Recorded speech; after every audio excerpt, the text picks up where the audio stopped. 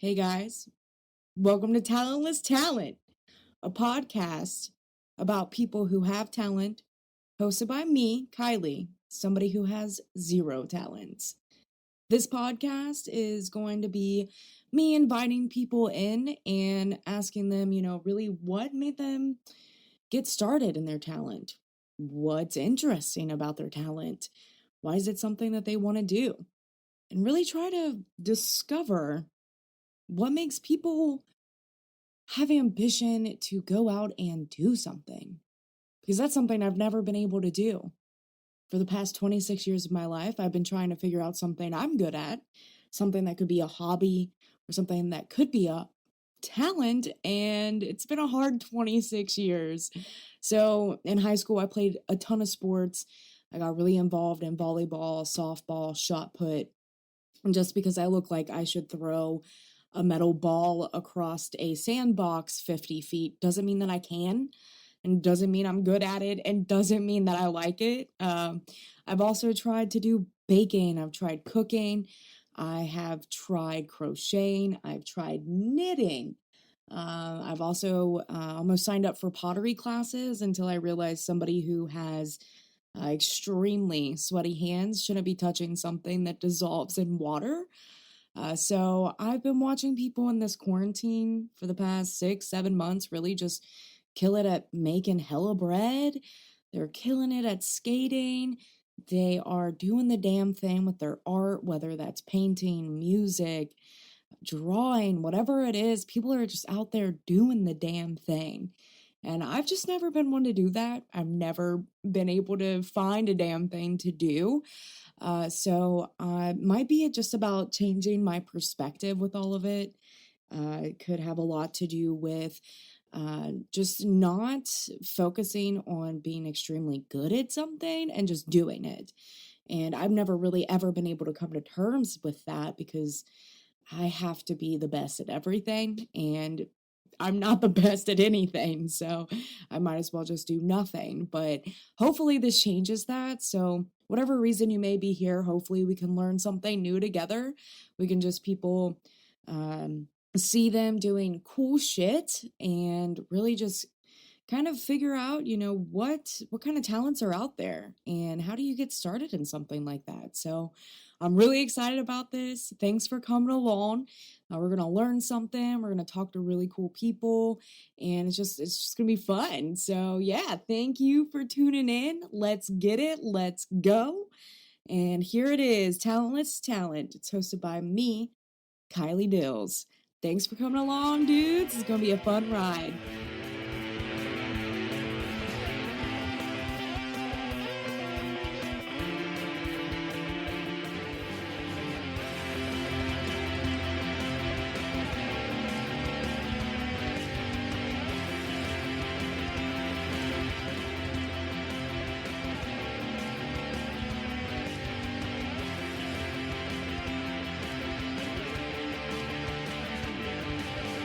It's the first episode.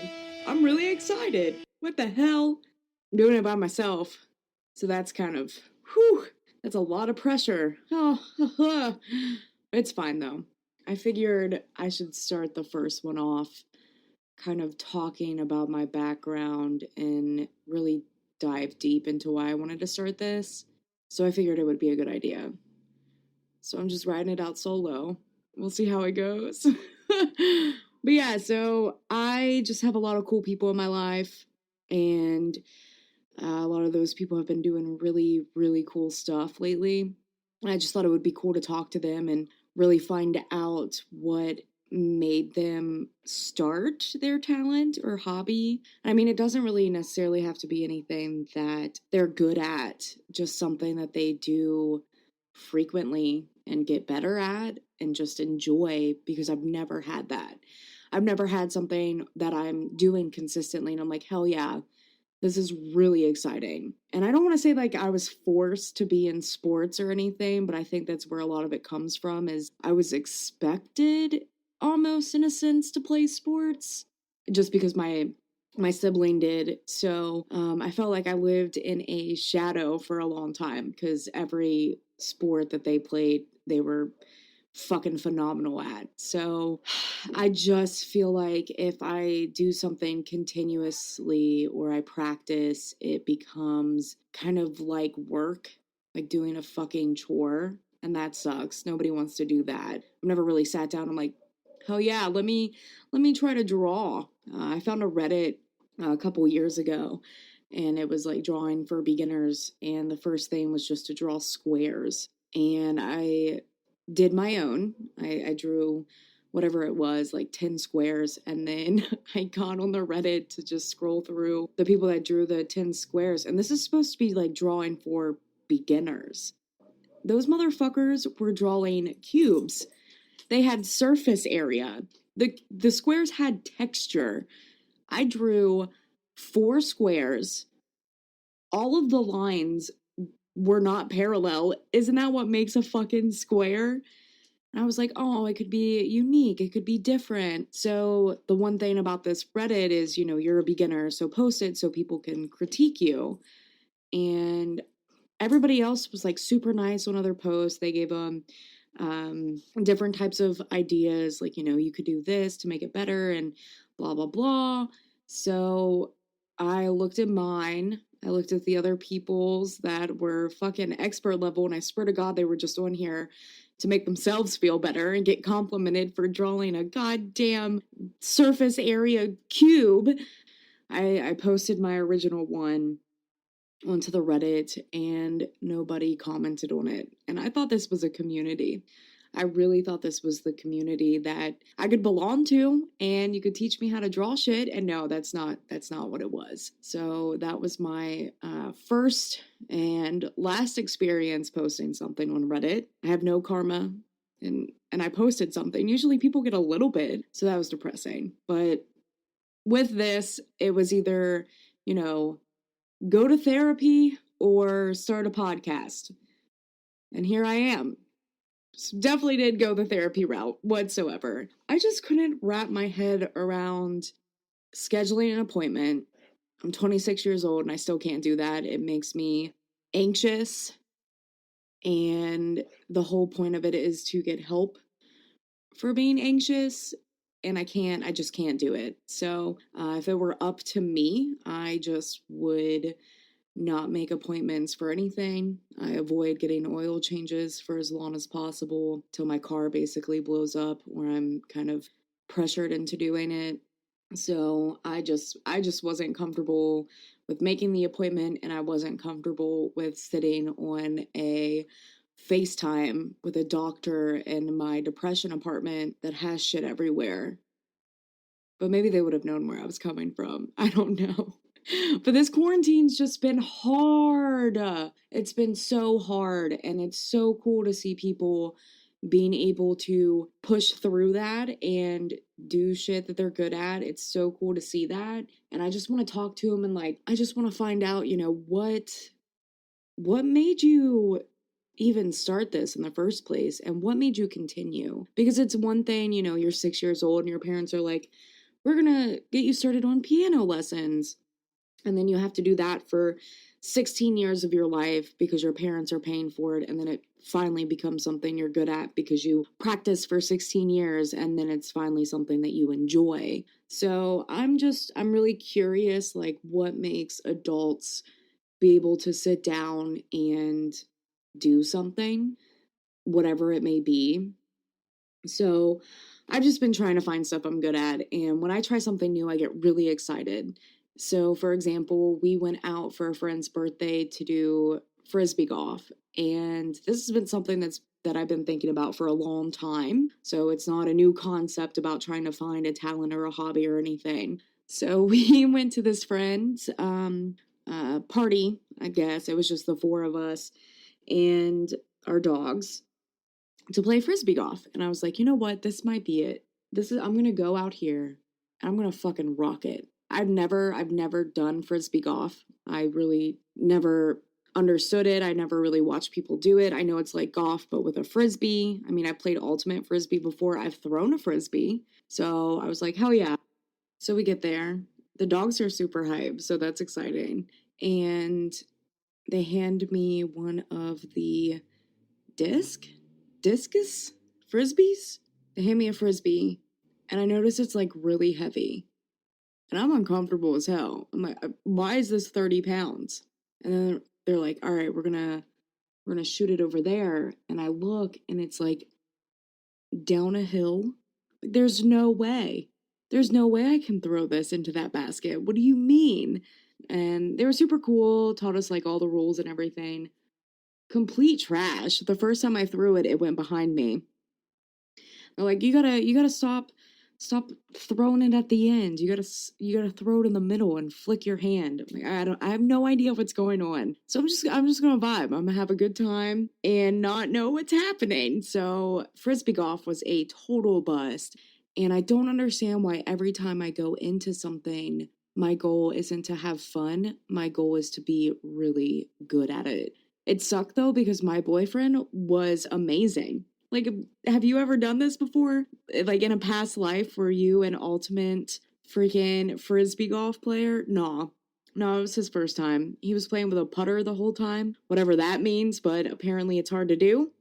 And he was great. And he could probably go out and play frisbee golf and be professional in the next 5 years, whatever. But yeah, so everything that I go to, I'm like, all right, we're going to make it great. And it just doesn't end up that way. If I could sit and watch Facebook videos of people doing hair or beavers taking a bath and stuff like that, that's what I would be good at. But I don't think binge watching Vanderpump Rules every day of my life is a hobby. It's fun as hell though. I'd do it every day if I could. I do it every day actually. That's embarrassing. But really, though, I just want to see where people are coming from with their talents. I hear people talk about it often, but never in a sense of like, how did you really get started? And let's dive deep into your psyche and what makes you think the way that you think and able to do the things that you're able to do. Just never been there, never delved into it that heavily. So this is going to allow me to do that. I'm really excited to talk to people about it. But as far as high school or junior high goes and living in my sibling's shadow, I'm not mad at anybody for that because it was never intentional. It was never like, okay, why can't you do it this way? And why can't you be like them? It was never like that. And I never felt like I was second best, but I would say I have middle child syndrome hard. And I don't understand it. I don't get it. I would say I had a pretty decent childhood and my parents did a really good job at raising me and my siblings to get along and understand each other and know that whatever path we take is a good path and we can do whatever we wanted to do. And I don't know if it was more so external factors, teachers especially.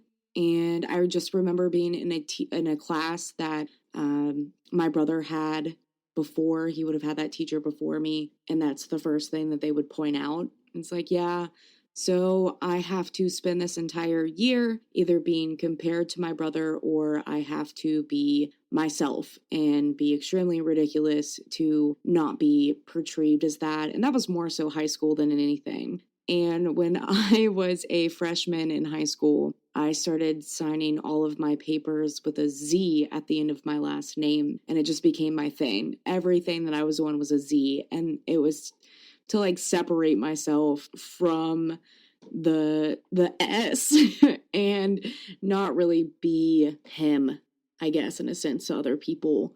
But like, I mean, he had a ton of friends and was good at sports, whatever. So it was just kind of like, oh, do you run cross country? I am 5'3" and weigh 150 pounds in ninth grade. Does it look like I've ever ran a mile in my life? No, absolutely not. So for you to look at me and ask that question, where were you trying to go with that? That was rude. And you shouldn't have said that. But I just think it's really cool to kind of see where my life is now after living in a shadow for so long, because I feel like I did make my own life. I mean, I still, like, we're friends with the same people, and we became really good friends compared to what it used to be.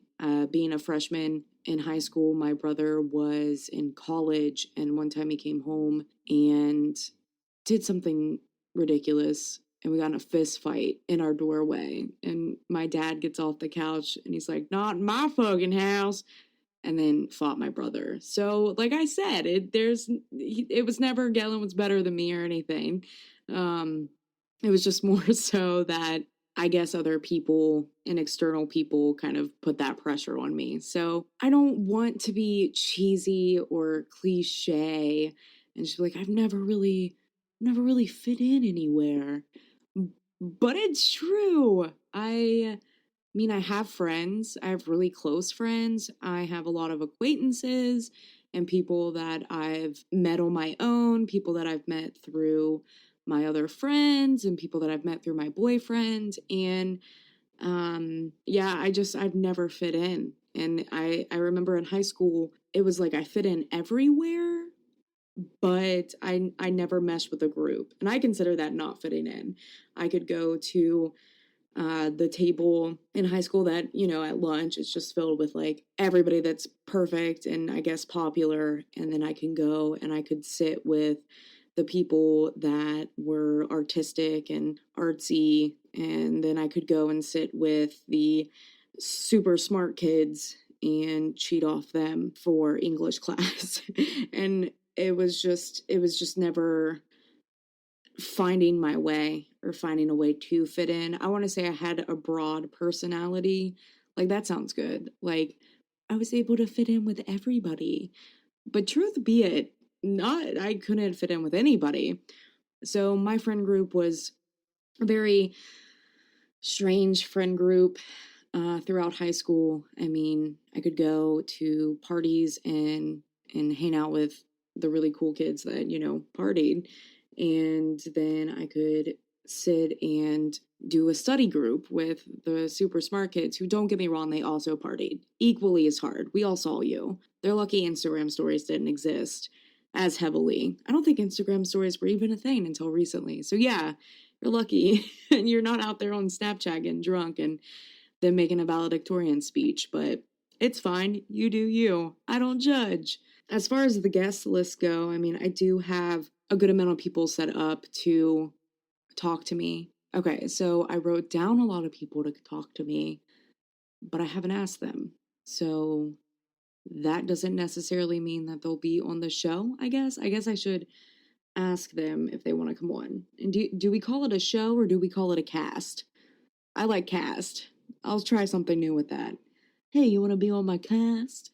I'm like, no, you're a loser. Go away, please, and thank you. For the first 18 years of my life, I lived in Chillicothe, Ohio, which is a very small town, I would say, considering, I mean, circles were very small. Everybody knew each other, or was a friend of a friend of a friend, or they were related, whatever it may be. And when I was 18, I followed the path of my brother and went to the same college as him. I don't want to say that I went because that's where he went, but it kind of felt like that. Like, I don't know, it was familiar. It was only 45 minutes away from home, so if I had to go home, I could. At the time, I had a long-term boyfriend who also went to school with me, and I feel like that really was a struggle the first year I was there because I couldn't get out of a bubble per se. I mean, his friends were my friends. My friends hated his guts. So that first year being with him kind of limited really branching out and finding my own thing. I was so obsessed with this relationship and trying to make it work. So the first year there was really hard. And then I did meet a group of people who embraced me and really took me in. And that's where I met my boyfriend and stuff. So that was cool. And going to Shawnee really helped me find some long-term friends and kind of understand where I wanted to go with life. And I realized after me and that long-term boyfriend broke up that I don't want to go back to Chillicothe. And I'll be the first one to admit that I've talked a lot of shit about Chillicothe, and we have those hometown heroes who will defend it tooth and nail. And I totally didn't get that at the time. It didn't make sense, and it was like, if you stay in your hometown, I don't understand why. But I get it now. But at that time, I didn't get it. And I was like, if I stay in my hometown, I'm going to be a lot like people I don't want to be like. And I feel like I could move back now and it would be totally fine. Like I wouldn't be uncomfortable or anything. And I think it was just this stupid superiority complex I had at the time with it, which I don't want to say I feel bad about it, because I don't feel bad, because I was young and I was dumb, and that was the thing to do. Go to college, meet new people, and never look back. Never go back to your hometown. So I gave it a lot of shit, but for what it's worth, the place has been up and coming. So that's really amazing. But I ended up moving to what I thought was Cincinnati, and it wasn't. So me and my boyfriend, we were friends at the time. We met, and I was asking him, like, hey, where are you from? Oh, I'm from Cincinnati. And I was like, oh, that's cool, big city vibes. Hell yeah. Like I'm from 45 minutes south of Columbus, because it was so much easier to say than Chillicothe, because then they're gonna ask you to spell it. They're gonna make a joke like coffee is in the name. I just wasn't having it. So when we got together, I was like, I can't wait to visit somebody from a big city. Like I'm really excited to go to Cincinnati and see what it's all about. He doesn't really tell me a lot about it, and it's like, all right, so we're gonna go to my hometown. I'm like, okay, cool. Cincinnati's your hometown, and it sounds so small. It's Cincinnati, bro. And I had spent a lot of time in Columbus, so I was expecting Cincinnati, where we were going to be like Columbus. So I was really excited, and we're driving. We're about 30 minutes away, and I'm like, oh man, I always get like weird butterflies in my stomach when I see sky rises. And I'm just really excited about it. So I'm talking to him and telling him all that. He looks at me and he's like, what do you mean? Like, like the big city, just seeing the lights and everything. I'm really excited. He's like, I don't think you understand. I live in Goshen, Ohio. Like, I've never heard of Goshen before, but it sounds not like Cincinnati at all. Goshen. I'm like, okay. So we pull up, and cornfields all around, starting to feel very familiar. The houses are pretty far spread out, and we pull up to the house, and he's like, well, this is it. And I'm like, this isn't Cincinnati. You lied to me. You lied to me. I was so upset. I thought I was going to the big city. I was so excited to have a boyfriend who was from a big old city with sky rises and skywalks and bridges and public transportation. No, we're in Goshen, Ohio. It's on Route 28 in the middle of fucking nowhere. They have a Skyline, a UDF, a BP gas station, a Kroger, a Chinese restaurant, and a McDonald's. And they're all across from each other. 10 minutes down the road. And that's it. That's all they have. And Cincinnati was probably about 35 minutes of a drive. So we did eventually get to see Cincinnati. Like he did take me. And it wasn't the first time I've been there, but I didn't frequent it. So it was still really cool when we saw it. But still, I just was not expecting it at all. Oh, I was so uncomfortable. And then I ended up working at the McDonald's there. So I met the entire city of Goshen, which is a population of 19. And, you work at McDonald's and all the managers smoke weed with all the employees. So we got in on that way. So, like, I had ways to pass the time in Goshen, but I never found anything to do. Didn't find anything I'd like to do. I dabbled in ukulele, and that was cool. I just can't figure out a strum pattern. And I was always told, like, you have no rhythm. And I don't. I have none. So ukulele didn't work out for me. I read books every once in a while, but I feel like I can be more productive. I feel like if I spend the entire day reading a book, that I just wasted the entire day. I'm like, okay, cool. So I was able to fantasize everything from this book, like kind of make a movie in my head, but I just spent Like I read one book in 15 hours. I woke up, started reading it, and then I went to bed and was done and finished the entire book. And it just felt like my entire day was gone. I didn't talk to anybody. I just sat on the couch and read my book. And I can't bring myself to do that, whether it's an hour or 15 hours. I cannot bring myself to read books because I feel like I'm not being productive enough. But then catch my ass on the couch watching Netflix. Like, that's a catch 22, baby. That doesn't make any sense at all. So, dabbled in ukulele, dabbled in reading. I guess I wouldn't say dabbled, but I've read books. I started to pick up tarot from my boyfriend. That was something that, like, he had tarot cards and stuff. So I got really intrigued and interested in that. So I was reading for my friends and they were super into it. And I read for my first skeptic and it ruined the entire thing. Everything I said, they would just stare me deeply down in my eyes. And I was like, I can't do that. That's uncomfortable. I can't do this. So dabbled in that. And I go back and forth with that. But now that it's 2020, it seems like there's like a lot of stigma against people who do stuff like that and like crystal healing. And I mean, I get it. I get where people are skeptical with it and stuff, but fuck, man, let people enjoy things.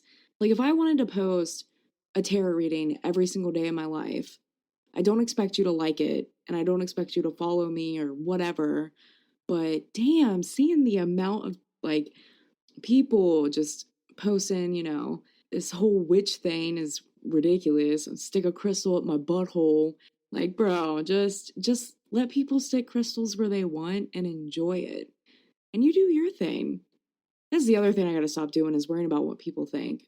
I should honestly not give a fuck. And I would say in high school I didn't.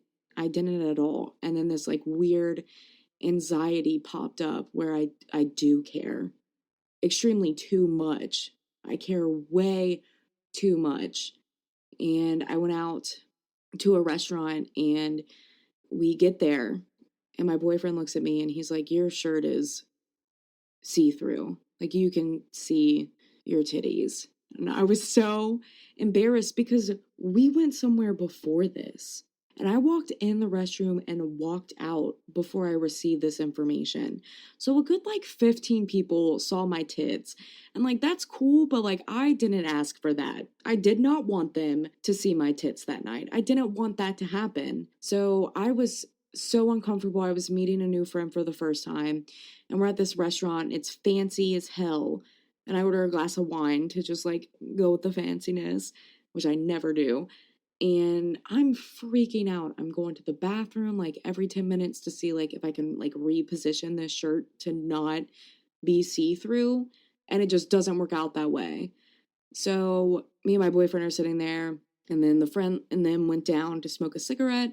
So we're sitting up there, and I'm like, all right, so my shirt's black and the napkin is black. So I steal the napkin and I stuff it under my shirt like a bandana shirt. So that way you couldn't see my boobs anymore. But I wish I was cool enough to just rock it. Just hell yeah, I wore this shirt on purpose. Look at my titties. I don't care if I'm sitting at a 5-star restaurant next to the CEO of some company. I don't give a shit. But I can't do that. And I think that's where a lot of my anxiety comes from is I started to care way too much about what people think. And I wish I didn't. I really wish I didn't. But yeah, anyway, that went dark and deep and weird. So, my first guest is going to be my phenomenal boyfriend. He is just good at everything he picks up and everything he touches. And lately he's been dabbling in leather. And I gave him his own unofficial name. And we'll get into all of that during the podcast. But he'll be my first guest. And I just thought it would be cool to do this first episode as like this is my life. So, yeah, we'll talk about his experiences and what he's currently working on. And I'm really hoping to have some creative friends on there that are making profit off of what they create. Some people who don't make any profit off what they do, and some things that I would consider not really a talent, but more so something that they do. But yeah, so I'm really excited to have him on. I'm really excited. If my dog could talk, I would definitely have him on the podcast, but he can't, so that's depressing. But anyway, yeah, so we'll have that coming, and they're gonna pop off at the same time. So we'll have my episode and then Cody's episode next, and then I just got to get everything set up, and I'm really excited because I bought 2 mics so each person could have their mic. I thought that would be a little bougie setup, and I bought a mixer to plug them into and then plug into my MacBook, and they didn't work. So I did no research. I just bought them on a whim, kind of like this podcast. So I returned those and I'm waiting on new mics. So I'll get a new setup for that. And I'm really excited. It's going to be a lot of fun. Yes. So, hopefully you enjoyed hearing my rambles. If not, it's fine, whatever. But again, my boyfriend will be on the next episode. We're going to talk about his little fun bits. And if you have any questions, any ideas, anybody you would love to hear on the podcast, shoot them my way. You can reach me on Twitter. It's Kylit, and that's with 3 Y's. KYYYLIT. And then I have Instagram too, and I can't remember my Instagram handle. So I'm really excited. Thanks for tuning in. It's Talentless Talent, yo. We're doing it. We're here. Talentless Talent. Ooh, All right, cool. Tune in.